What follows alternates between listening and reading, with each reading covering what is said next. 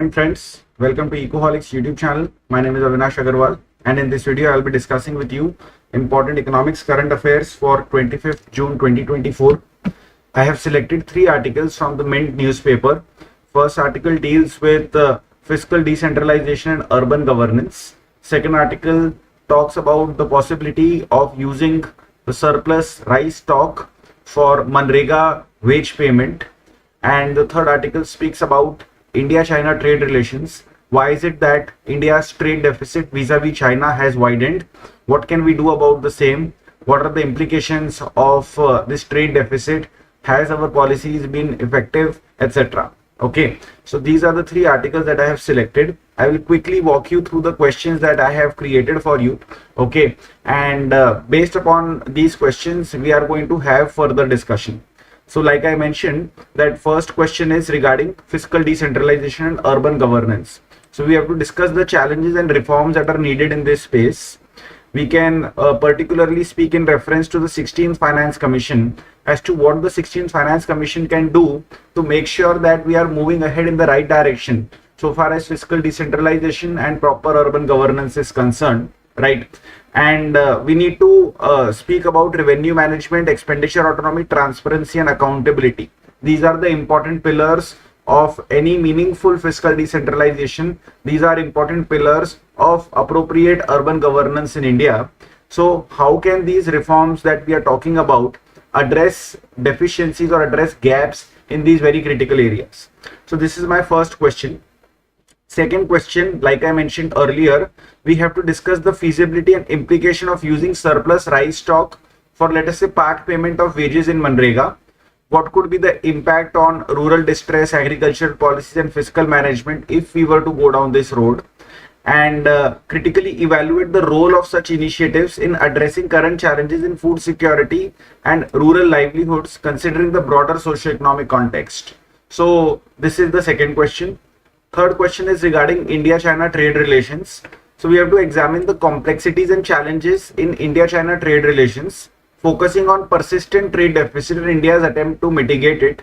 We have to analyze effectiveness of our own policy measures and their implications for bilateral economic ties and domestic industries. So you see that these are questions which are, some questions are broad, some questions are specific, but they are all basically inspired from the articles that are appearing in various newspapers. If you have seen the trends of various examinations, whether it is Indian Economic Service examination or UPSC Civil Services optional examination, or whether it is economics in GS3, or whether it is economics and social issues in RBI grade B examination, or any other examination where economics is playing a significant role, you will see that questions get asked on the interface of, let us say, theory and what is happening in current affairs. So these kinds of lectures and these kinds of questions which we are curating for you will help you tackle those questions which are asked in the examination. So let us, without any further ado, start our discussion. Let us speak about the 16th Finance Commission and what they can do right in terms of fiscal decentralization and urban governance. Okay, now this is the most important problem statement regarding Indian cities that you need to keep in mind. A, they have very less money, much less than what they need actually.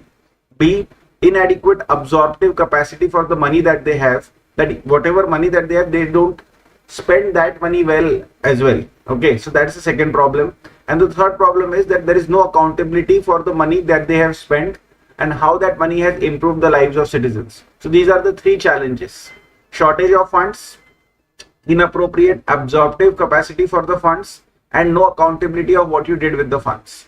So therefore, when you come to visit like a city like Mumbai where I stay, right, you see that there is, very poor quality of roads, very poor quality of air, very poor quality of public facilities, very poor quality of footpaths. There are slums and shanties which are growing in a very unregulated manner, and so on. Okay, so we need to tackle these problems head on. So whenever you are starting answer writing, let us say, and if you are able to identify the problems in brief but in a comprehensive manner, then that gives a very positive signal to the examiner. And when I came across this statement, I felt like highlighting this for you guys, right? That please have these kinds of introductions, right, which are very power packed. Okay, now moving ahead, let us speak about the 5 areas that we need to reform. So we will speak about fiscal decentralization. Okay. Thereafter, we will speak about revenue optimization. Thereafter, we will speak about fiscal responsibility and budget management. Thereafter, we will speak about transparency and accountability. Thereafter, we will speak about state capacity. So these are the 5 pillars in which we will be dividing the discussion. So let us start one by one and quickly wrap up this particular article. So fiscal decentralization. So A, we need predictability, right, in the quantum of money and the timing of money that is going to come. Okay. So see, Central Finance Commission is doing a good job, but state finance commissions are not being appointed. Even if they are being appointed, their recommendations are not being implemented. So this is very disheartening. The second thing needs to be corrected. Okay, so that is a very important point which has been mentioned over here as well. So we did try to reform the state's approach towards state finance commissions. Like for example, the 15th Finance Commission, the previous Finance Commission, so they said that you have to make the placement of ATR, that is Action Taken Report, of State Finance Commission a grant condition, meaning that if a state government wants a particular grant from the central government, then A, they need to have they need to appoint a State Finance Commission, and B, they need to make sure that they table the Action Taken Report of that Finance Commission within their legislative assembly, right? And only once you do these steps, then you become eligible for a certain grant from the union government.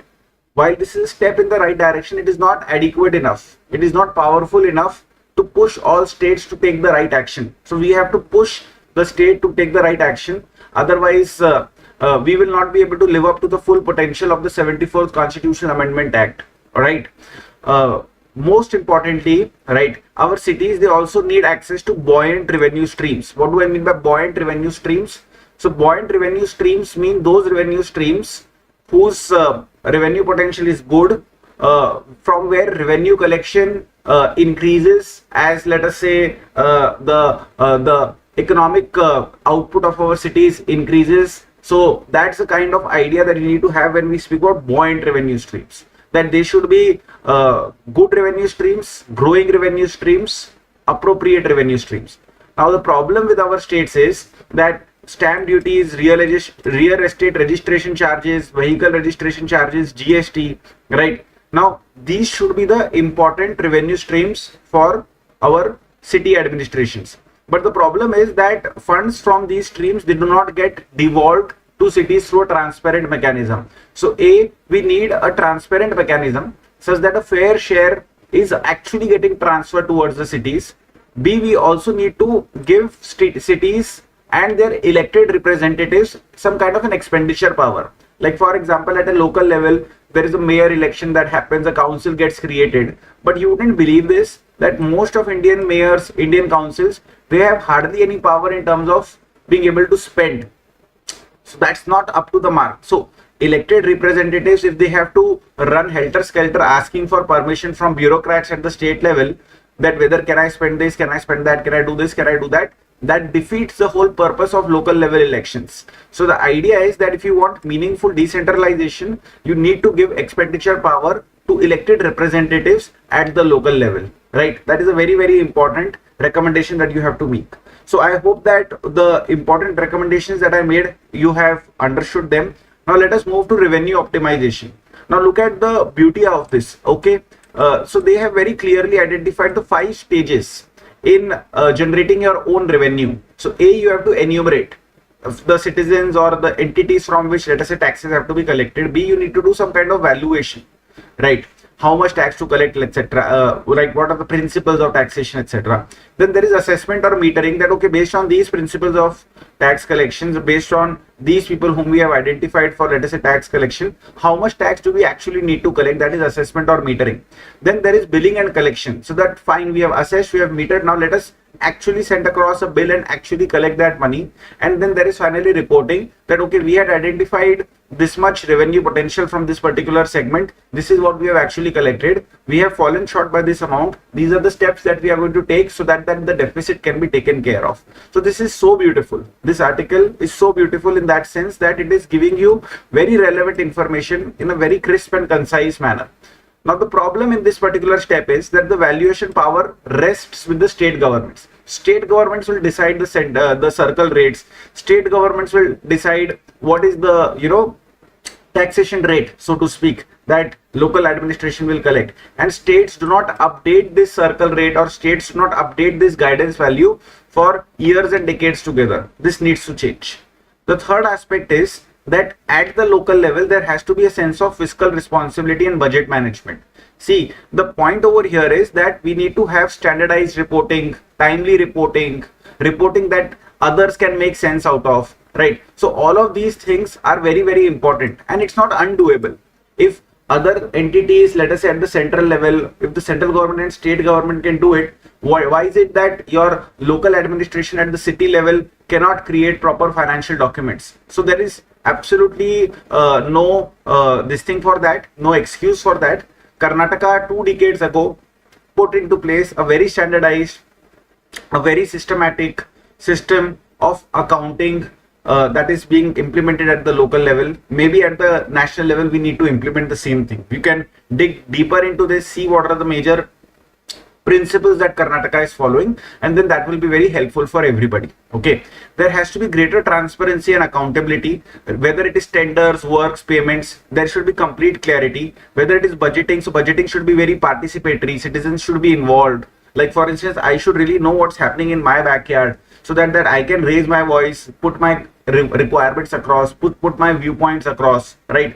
So like for instance, to just give you an example, where we stay, the approach road is now basically covered with slums and shanties, which are completely unregulated. Okay, and the roads are extremely bad. Monsoon season becomes very difficult to ride a bike, etc. Right? So these are my basic problems. Why can't my basic problems be taken care of? It can be taken care of when participatory budgeting is happening, right? Apart from that, there has to be actionable information on neighborhood level projects, that what happened. Like for instance, we have social audits as a feature of MGNREGA, right?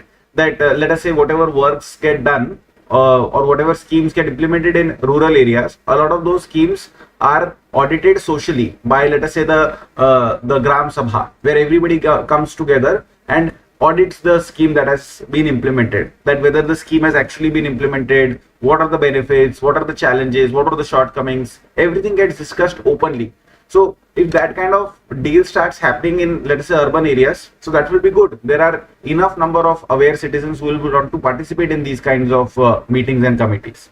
Moving ahead, state capacity has to be created, right? Like I said, that your accounts and revenue functions, etc., they need to be professionalized. Digitization has to be the name of the game, right? Digital has to be the single source of truth, right? So single source of truth means that if I want any particular data, where am I going to look for? I am not going to be able to look into manual records. I need machine readable digital records. Why machine readable digital records? Because who has got the time to sift through records? We need records that are accessible. We need records that make sense, right? Now, most of these reforms that we have discussed in these articles can be easily implemented by state government and local government. 16th Finance Commission can prod the state governments and local governments in the right direction by thought leadership and giving some kind of guidance. Union government can also play a role, for instance, that they can revise the National Municipal Accounts Manual, which has not been revised for quite some time now, right? And these are basic steps, all right? So I hope that this is very clear. All right, moving ahead to the next article. Again, guys, if there is any doubt, then please feel free to ask me. Otherwise, I will be taking this discussion ahead in the right direction. Now, center is looking at, now this is just a this is not final yet. There is only speculation around this, that center is looking at rice as a part payment of MGNREGA wages. See what has happened is that our granaries, they are swelling with rice. Why is it that we are having so much rice in our granaries in the first place, right? So we will discuss that. Since we have a lot of rice in our granaries, much more than what we need, hence we are trying to find out ways of disposing that rice stock, of using that rice stock. And one of the suggestions is that use this excess rice for part payment of wages. So let us say that if somebody has worked for 10 days in a month, so for 1 or 2 days we can pay in the form of rice, rest of the payments can be in the form of let us say rupees. Okay, so this is still something that is getting discussed. Okay, as you know that MGNREGA is a scheme that offers 100 days of paid work, unskilled manual work to be precise, to anybody who is adult and who volunteers to do this kind of work in a rural area, right? That is what MGNREGA is, basic description of MGNREGA.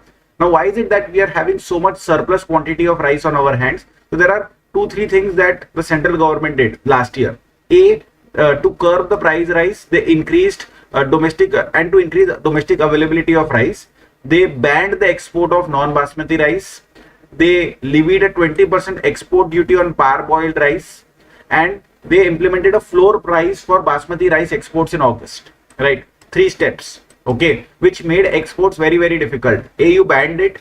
B, you levied an export duty, and C, you charged a floor price, minimum price above which only exports can happen, below which exports can't happen. So all these 3 steps basically discouraged exports and essentially forced the farmers or whoever it was to, let us say, sell their rice stock to the government at MSP, let us say, right? And government of course procured it, thinking that this will help in improving the local availability of rice and reducing the price of rice. I don't know what happened to the price of rice, but I know one thing for sure, that right now government of India is sitting on surplus rice stock of 14 million tons, which is incurring a massive warehousing cost, massive transportation cost, massive holding cost, right? And therefore now we are forced to think of ways of using this rice stock. One of the suggestion is a food for work program, right? That in Manrega we can use this surplus rice for making some kind of part payment, right? So that can be one way of doing this.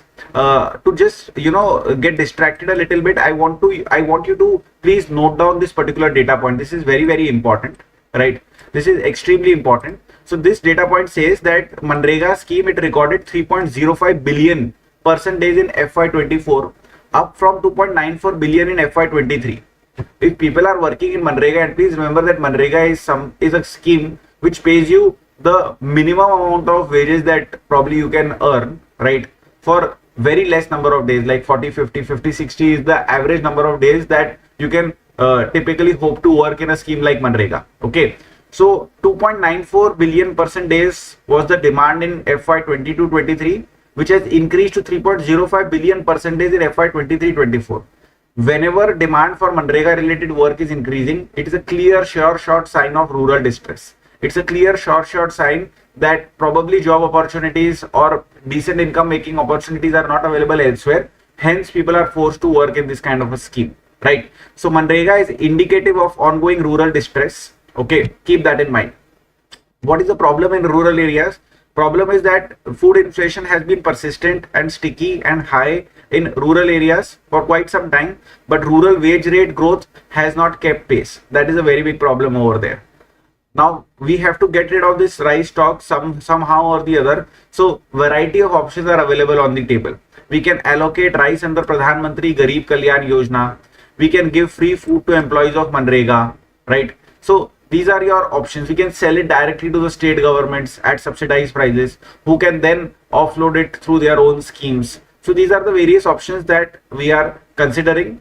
Now, when it comes to wage payment, so either you pay by money or you pay by rice. Ultimately, you are transferring some amount of value. So there shouldn't be any fiscal financial implication as such. Financial implication only being that, okay, the government can hope to think in terms of saving some money, right? Or the government can actually, it's a very innovative idea that I just got. I don't know whether it will ever be implemented. What government can do is, if it wants to do this, that, okay, we will offer you, I don't know, 125 days of Manrega related work. For additional 25 days of work that we are willing to offer you, we will make payments through rice. I don't know. It's going to be a logistical and operational challenge to implement this, but maybe this kind of a program can be implemented, which may actually go some distance in alleviating the rural distress that we keep talking about. So this was the second article. Okay. Now moving ahead to the third article, and the third article's title is quite interesting. That how China beat US to become #1 trading partner of India, right? So China is now accounting for this very important number. Please note it down. 10.6%. 10.6% of India's global trade and 15% of India's import bill. This is very important, guys. Please note down these numbers, okay? And as you can see that India's bilateral trade with China, it is a trade deficit. The bar graph in blue indicates the trade deficit. So you can see that the trade deficit is at an all-time high, right? It has surpassed $30 billion for 2 consecutive years. For FY22-23, it was more than $30 billion.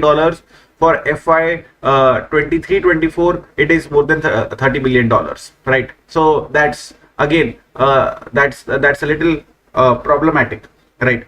Wait, just hold on. It's not 30, it's $80 billion.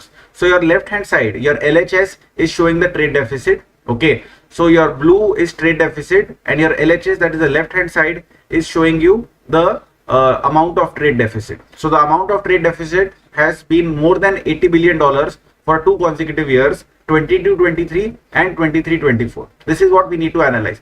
Why am I insisting on these numbers? You need to be able to marshal these numbers in your answers, whether written or oral, that we are having 15% of imports bill is coming from China, $80 billion worth of trade deficit for 2 consecutive years. You leave an impact upon your examiner, whether your examiner is reading your answers or listening to your answers, you leave an impact. That's why I'm reiterating that these numbers are very, very important, right? So our bilateral trade, it is around $120 billion, right? And India-US trade is around the same level, right? So it's 118.4 and this is 118.3. So it's marginal difference, but you can see that China is really neck to neck with US in terms of being India's #1 trading partner, right? So trade between India and China, it has been growing quite robustly, right? India enjoys a hefty trade surplus with US $36.7 billion, but vis-a-vis China, we are suffering from a hefty trade deficit, right? So our trade surplus with US is around $37 billion. Double of that is our trade deficit with China. That's where the problem lies, right? So the point is that I don't know whether you remember this, but suddenly there was all WhatsApp campaigns that boycott Chinese diyas, boycott Chinese lamps, boycott Chinese firecrackers, boycott Chinese apps, right? All that was nonsense. Everybody was saying at that point of time that this is not going to make any impact. This is just political stunts at best, right? So you can clearly see that all those boycott of made in China goods, etc., they have had negligible impact, right? So trade deficit, it was $85 billion. It has doubled in the last 4 years. You can see over here, right, that we were somewhere over here, less than $40 billion or around $40 billion.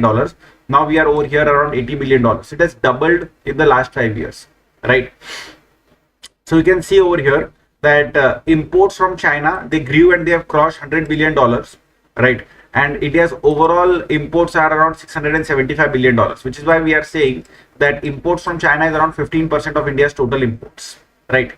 When we speak in terms of exports to China, right? So of course exports are much lesser, right? So there are around 16 or 17 billion dollars worth of exports that we have made, right? China is accounting for 10.6% of India's global trade and 15% of India's import bill. Okay, this is happening despite the fact that there is a lot of friction between India and China. Not only friction at the border, at the line of actual control, but also economic friction in the sense that India has consistently blamed China for dumping goods, right? Right. So what are India's main imports from China? So machines and electrical appliances, these are very important, right? So machinery worth $54 billion, right, was sold by China into India. We also imported chemicals, plastic goods, iron and steel products, and fertilizers. These are your 4 or 5 important items that you can think in terms of mentioning, right? What have we done to address this problem, right? So we have taken multiple steps. We have increased import duties, right? So for example, air conditioners, CDs, DVDs, CRT monitors, TV display panels, we raised import duties on these items, right? We have also put certain items on restricted lists, right? So that is also been done. Apart from that, FDI rules were also amended so that we can curb Chinese investments, but that is not going to reduce your trade deficit, right? Simultaneously, to increase our own production, we launched the production linked incentive scheme so that local production or domestic production in India can be given a boost so that that import dependency from China reduces to a certain extent. Why have these measures not worked, right? So of course, see, you have to understand that China is producing a wide range of products at scale, at rock bottom prices, at reasonably good qualities, right? And it is very difficult to keep these kinds of imports out because the incentives that are available to importers to import from China and sell in India are too high, right? The market is very much there. and the kind of competitive advantage that China has is unimaginable, right? And we are a growing economy ourselves. We need to strike a balance. Like for instance, we have genuine requirement for imports in renewable energy, genuine requirement for imports for electronics and EVs, right? We don't have the technology and scale to produce the things that China is producing. So what do? Should we, completely bamboozle the potential or the growth in renewable energy, electronics and EV space just because we don't want to import from China? That is not possible, right? So if you actually try to curb imports in such cases, that would mean that you would be burdening the consumer, maybe with a higher price or maybe with a poor quality, either of the two or both of the two. And whatever we do, right, we need to think it out, do it strategically and implement it well. And that is where PLI schemes can actually be helpful, that if they are aligned appropriately and if they are implemented appropriately, then we can actually think in terms of making a dent. And we needn't necessarily import from China. If there is at all a competitive offering available from any other country, we should diversify our imports. That will help in building decent relationships with other countries as well, because if we are giving them market access, giving them preferential market access, let us say China, right? So then we can probably hope to export to those countries as well, right? So maybe it can be an economic quid pro quo that we can try to use in our favor, and kind of de-attach ourselves from China to a certain extent.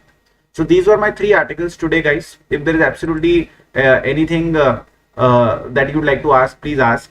So somebody has a question: is MGNREGA legally binding? See, there's an act of parliament which is your Mahatma Gandhi National Rural Employment Guarantee Act. It was passed, if I am not wrong, in 2005, right? So it's an act of parliament to start with, okay?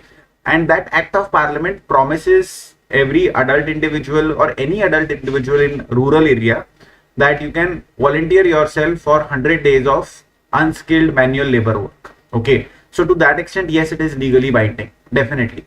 But to be honest with you, despite the fact that it is an act of parliament, the implementation is not up to the mark. Like I mentioned somewhere in between, that the average number of days that you can hope to work in MGNREGA kind of scheme, the highest I think was around 66 or 67 in a state like West Bengal. That was a couple of years ago. That data may not have changed a lot even now, right? In most states, although the promise is of 100 days, but actually the maximum that you can hope to work is around 50-60. So yes, it is legally binding, but no, you never get 100 days of proper wage labor, even if you ask for it, right? And there is another clause in MGNREGA that if you ask for work and if you are not given work in 15 days, then you will be given some kind of an unemployment allowance. Even that is not implemented appropriately.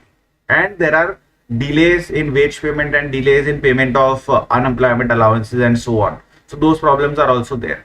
So all in all, yes, knowledge is power. You have asked a right question, that it is legally binding. Yes, it is an act of parliament. Yes, it is legally binding, but no, it is not implemented well. That is my answer to your question. If anybody else has got any question to ask, please feel free to ask. I'll be more than happy to answer, right? If you can't ask through the live chat box in the comment section now, maybe you can leave your question once this lecture has ended, and I can try to take up your question maybe in the comment section itself or maybe in the next class. So keep these basic things in mind. We will meet you all tomorrow again. Until then, thank you so much. All the best. Jai Hind. Bye bye. Take care.